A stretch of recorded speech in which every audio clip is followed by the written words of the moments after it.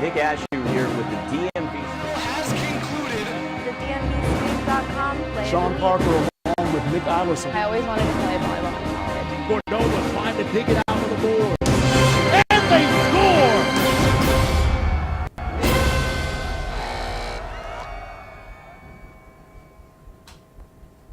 Good evening and welcome to the PrepZone at DMVSTREAM.com. I'm Darcy Tharp, your host for this evening, and I'm joined by John Rotman from The Connection. John, how are you doing today? Good. How about yourself, Darcy? Doing well, thank you. Glad you could make it. So we have a fantastic show for you coming up this evening. As always, we are going to be recapping a couple lacrosse games. We have Herndon versus Centerville and South Lakes versus Yorktown. We are also going to be previewing Langley versus Robinson and the boys lacrosse game Yorktown versus Robinson. And after that, Rebel Run Sports sat down with West Springfield football head coach Jason Eldridge. But first, and excuse me, where you can watch us is DMVSTREAM.com on demand, or you can catch us on Channel 10 on Thursdays at 10 p.m. or Saturday morning or evening.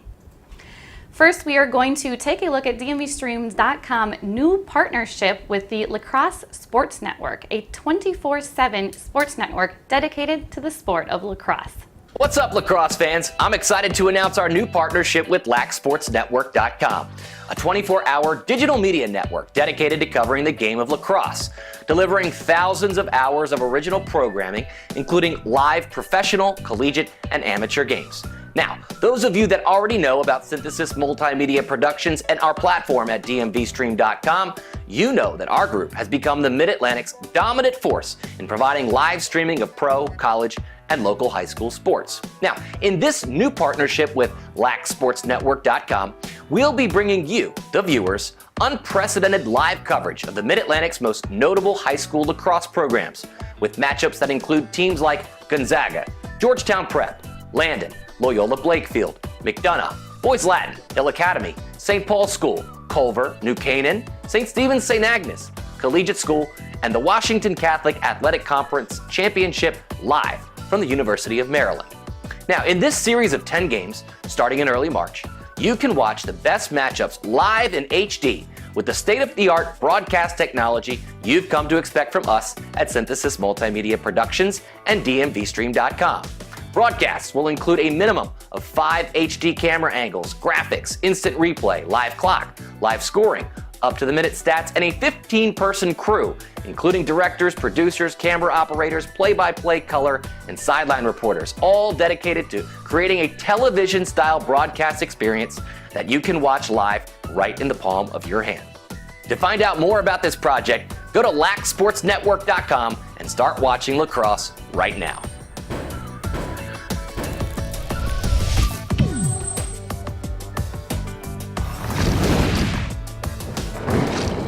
And welcome back to the PrepZone at DMVStream.com. I'm Darcy Tharp, joined by John Rotman from The Connection.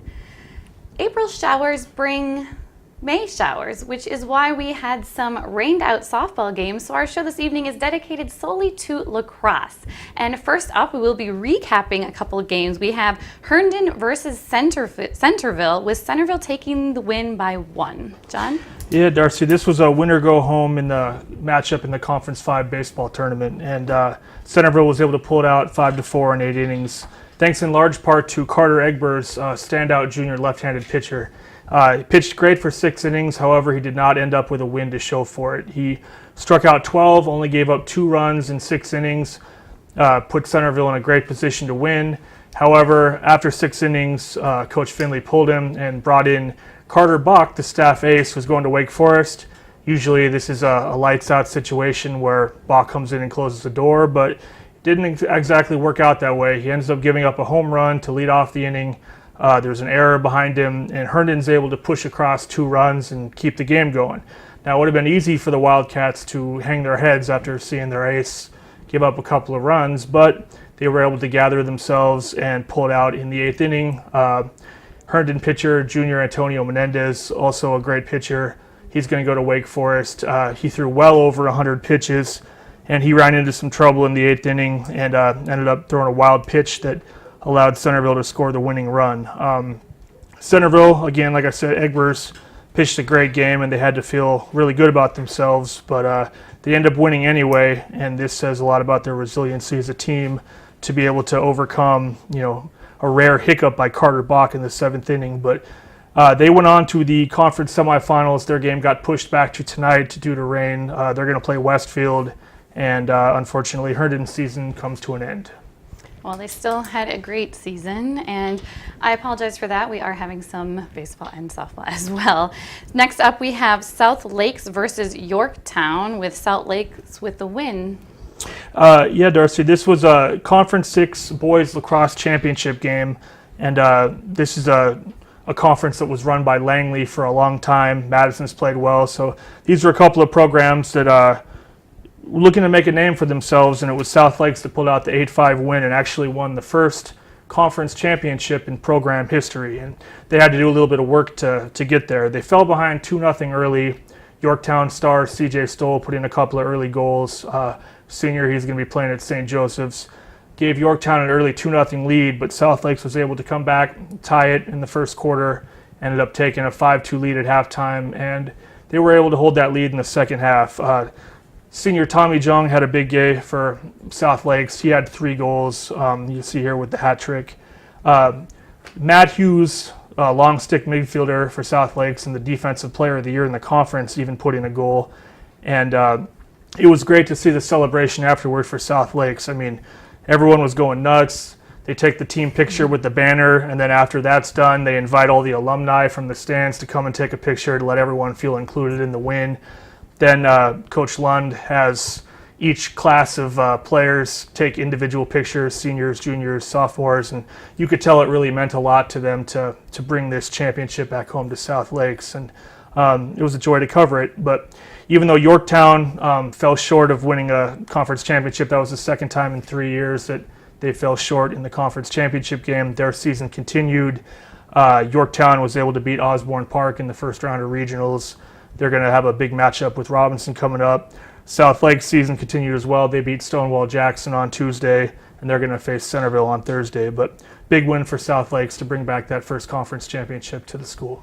Yeah, that's huge for South Lakes, and really good they were able to come back after starting out not so strong. So, Well, we're going to take a short break and take a look at some of the highlights of DMVSTREAM.COM partnership with USA Lacrosse. We'll be right back.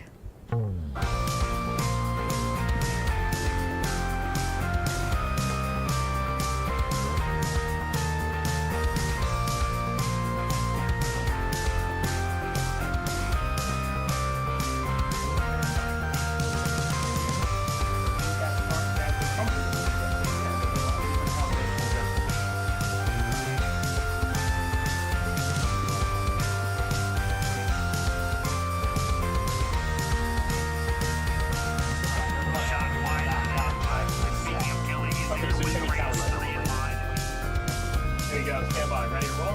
Roll. Ready.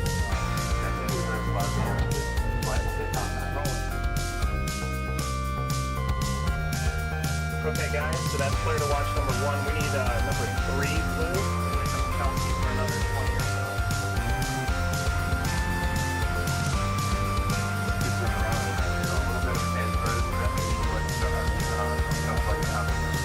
Ready?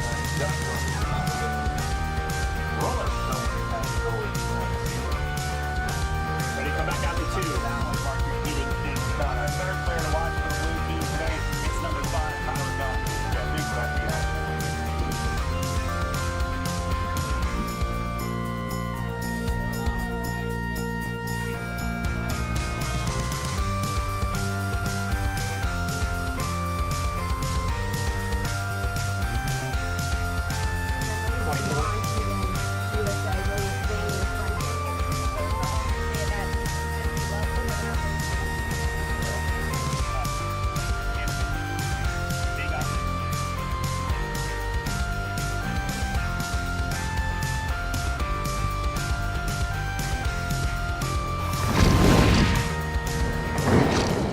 And welcome back to the Prep Zone at DMVSTREAM.com. I'm your host, Darcy Tharp, joined by the Connections' John Roatman.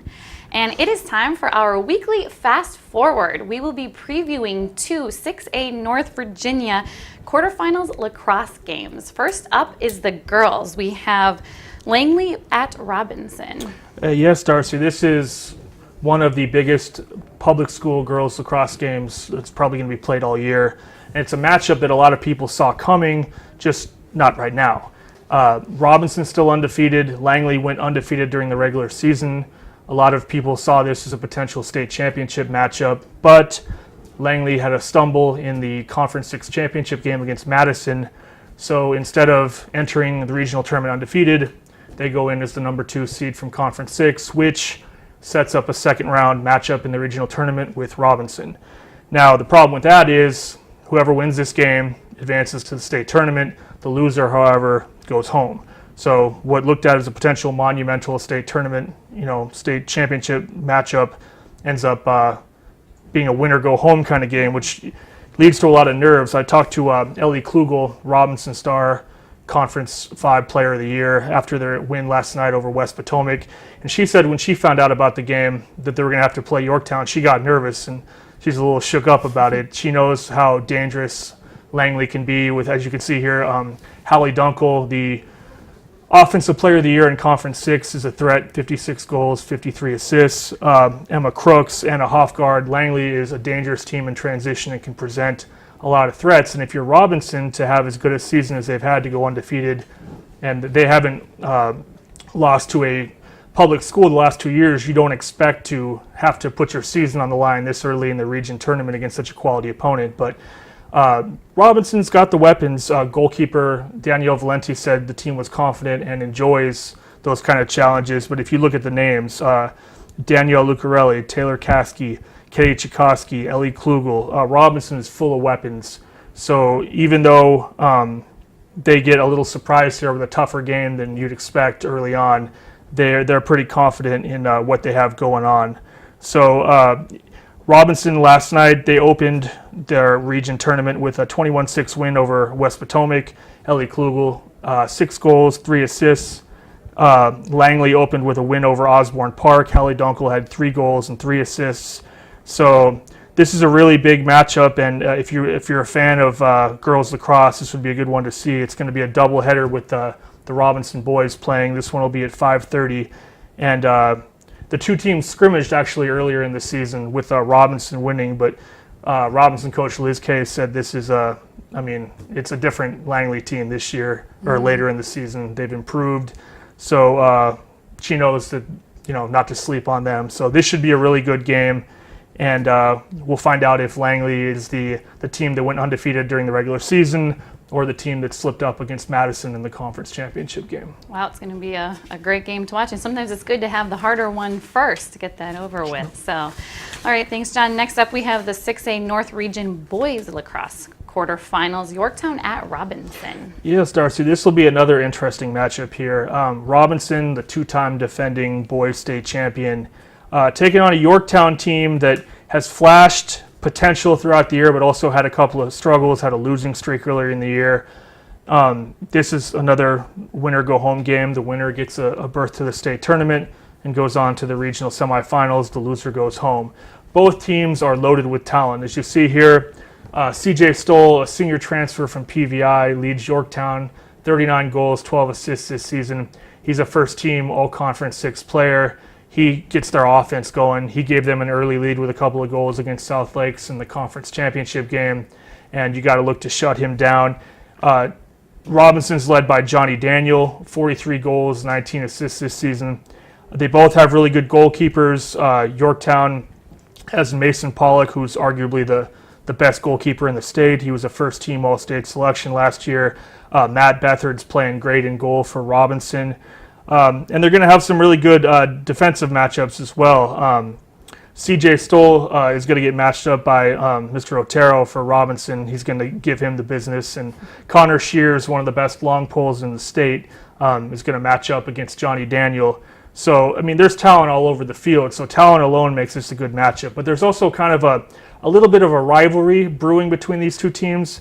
Though Yorktown head coach Greg Beer will tell you that it's not quite a rivalry yet in his eyes because they haven't been as successful as Robinson yet, so it's not quite on the level of a Robinson-Chantilly matchup. But last year, Yorktown went into Robinson and beat Robinson during spring break, and they're the only Virginia public school team to beat Robinson on its own home field in the last couple of years. So Robinson hasn't forgotten that. Spoke with Johnny Daniel after their win over T.C. Williams last night in the regional tournament, and he said he expects a good game, but you can't ever forgive a team that beats you on your home turf. So No, you can't. if the two-time defending state champions needed any motivation, it's going to be there, because they still remember the sting of losing on their home field last year. And in turn, if Yorktown needs any motivation, the two teams played earlier this year back in March, and Robinson beat Yorktown. So each way, whichever way the coaches want to spin it, they can cook up their own stories of motivation here. So this should be another good one. So the people that show up to see the Robinson-Langley girls game definitely want to stick around for this one, because they'd be in for a treat, doubleheader lacrosse. Definitely. Sounds like both teams have quite the motivation Definitely. to either defend or make up for earlier this season. Sure do. Well, thanks so much, John. We're going to take a break and look at Rebel Run Sports, who sat down with Jason Eldridge, the head coach of the West Springfield football team, to discuss the past season and their plans going forward. Let's take a look.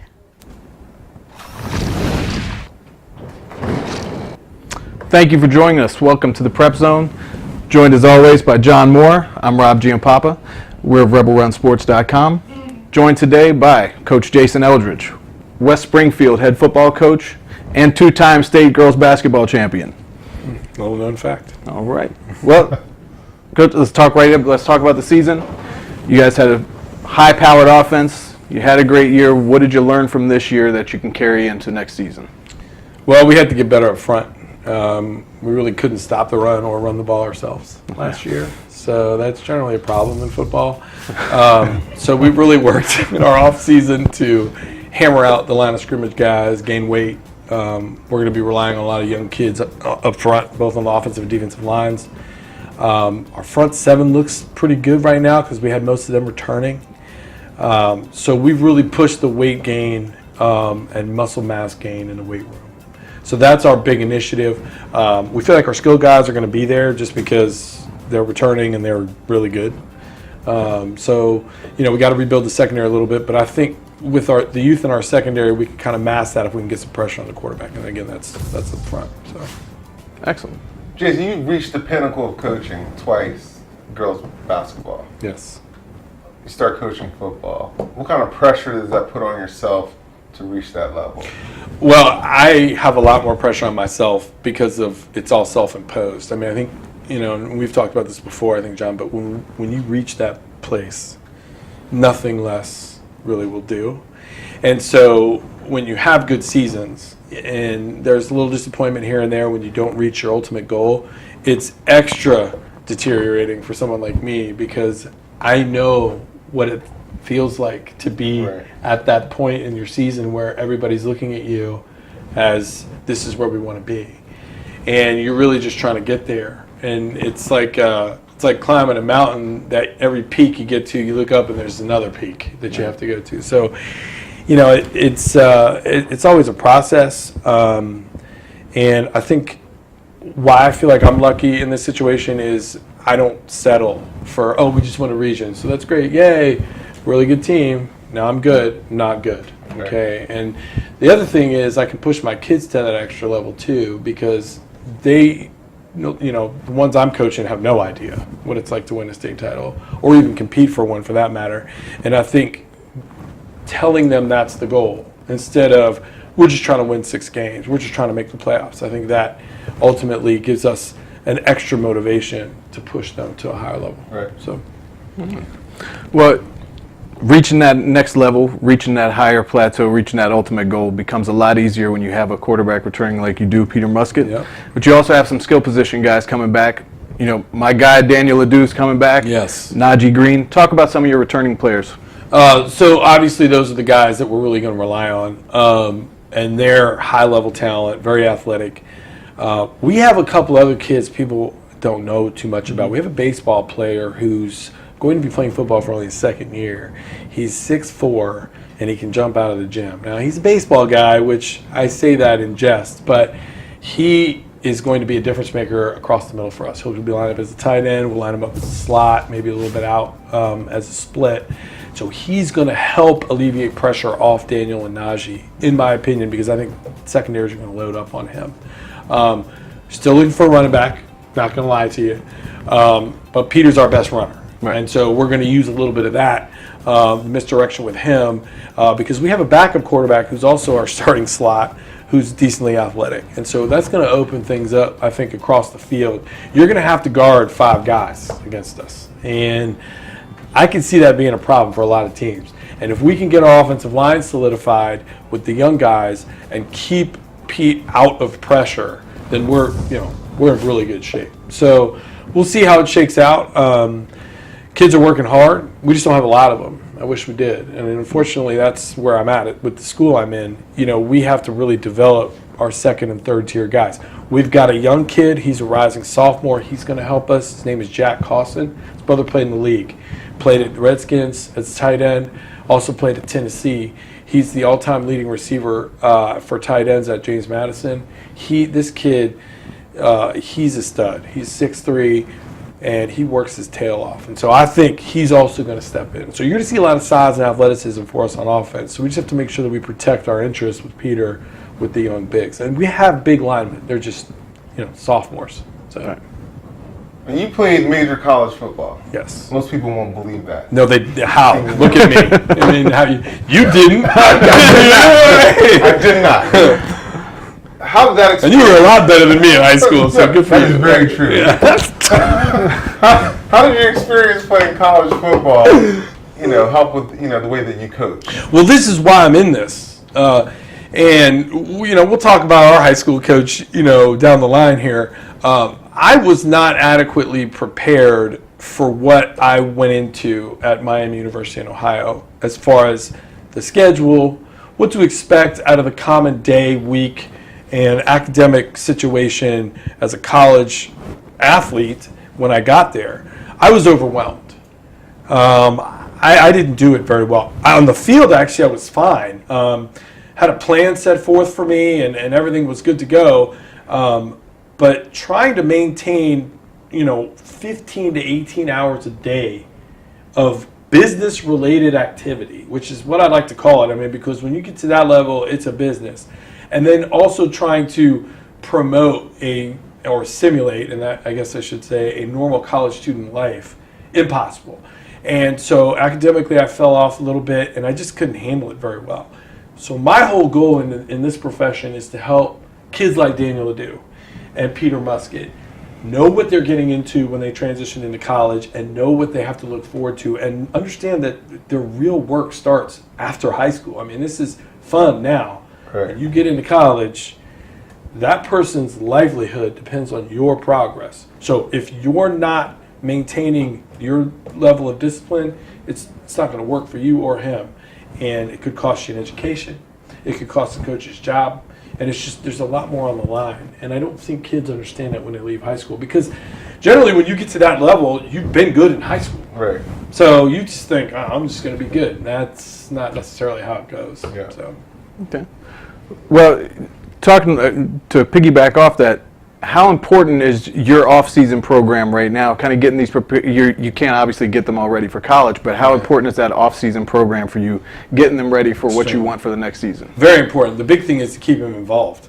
You got to keep their schedules working. So we have anywhere from 4 to 6 days of activity a week, whether it's lifting, speed training, 7-on-7s, camps, whatever it is that we're trying to promote. We want to keep them involved in doing things after school to keep their time structured. Gotcha. Because that's what they're going to have to go through when they're in college. And then also to develop physically. And I mean, kids from 14 to 17 make huge leaps and bounds with their muscle development. And it's not as much, you cap out a little more when you get to college, but it's still the same modality of training. So what we try to do is just get them used to working year round. Okay. Because that's what they're going to be doing. Right. So So you rely on the senior leadership, the guys that were juniors going into their senior year to kind of pull the rest of the kids together. I can remember, as the bell ring, I was trying to hit the beach out of high school. Right. You know, not working out with True. my teammates for the next year. So, Yeah. what's that challenge like? Well, that's the biggest challenge. The biggest frustration for me right now, because we're in standardized testing in public schools right now, and there's a hard drive for, you know, all those academic things that Virginia makes you do and the VOE.